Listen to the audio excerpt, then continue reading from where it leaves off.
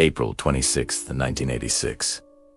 At exactly 1:23 a.m., history took a turn humanity was not prepared for. While millions of people slept peacefully, a nuclear reactor inside the Soviet Union lost control and released a force that would haunt generations. Chernobyl was not just an accident. It was the result of secrecy, political pressure, and a system that punished truth. The Chernobyl nuclear power plant was one of the Soviet Union's greatest symbols of technological power. Its RBMK 100 reactors produced enormous energy and fueled national pride. But beneath that pride was a fatal flaw.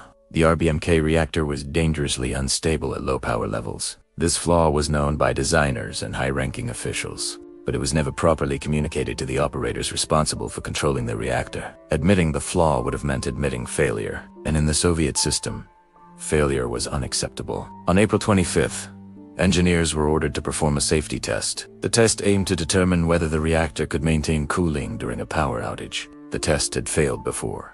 It should have been postponed. Instead, it was forced forward. As preparations began, critical safety systems were deliberately shut down. Control rods were withdrawn far beyond safe limits. The reactor entered a highly unstable state. Warning alarms sounded.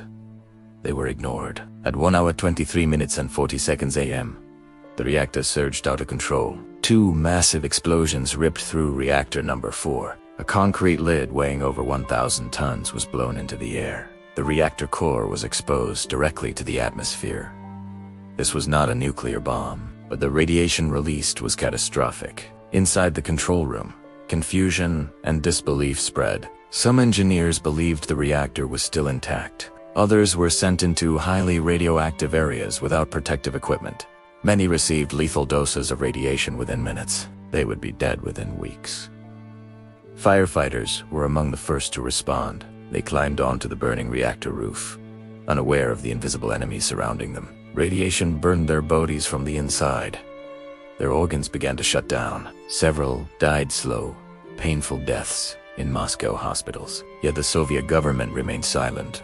For 36 hours, life in the nearby city of Pripyat continued as normal.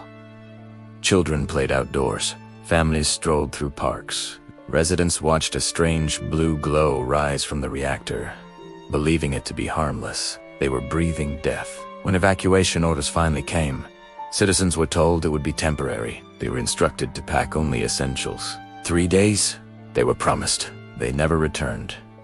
Pripyat became a ghost city overnight. Homes, schools, toys, and personal belongings were left frozen in time. But the disaster did not stop there. A radioactive cloud spread across Ukraine, Belarus, Russia, and much of Europe. Radiation was first detected not by Soviet authorities, but by scientists in Sweden. Only then did the world learn the truth. The scale of the disaster shocked humanity. To contain the catastrophe, the Soviet Union launched one of the largest emergency operations in history. More than 600,000 men were sent to Chernobyl. They were known as the liquidators. Soldiers, miners, engineers, and civilians. Many were given minimal protection. Some were given none at all. On the reactor roof, radiation levels were so extreme that robots failed within seconds.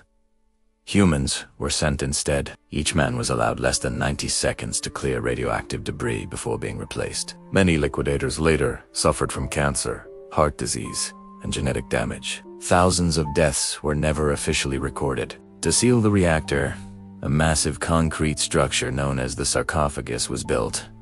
It was rushed. It cracked. Radiation continued to leak. Decades later, a second structure called the new safe confinement was installed to prevent collapse. But even this solution is temporary. Some radioactive materials inside Chernobyl will remain deadly for tens of thousands of years. Today, nature has reclaimed the exclusion zone. Forests grow. Animals roam freely. But this is an illusion. Radiation still contaminates the soil. Food chains remain affected, and scientists warn that another disaster is possible if containment fails. Chernobyl is not just a Soviet tragedy, it is a warning to all of humanity. A reminder of what happens when secrecy is valued more than human life, when political pride overrides safety, and when technology advances faster than responsibility. The explosion lasted seconds. The consequences will last longer than civilizations. Chernobyl never really ended. If you want to understand the hidden truths of history, the stories that were erased, and the disasters they tried to keep silent, subscribe to History Refuge and stay with us for more forbidden history.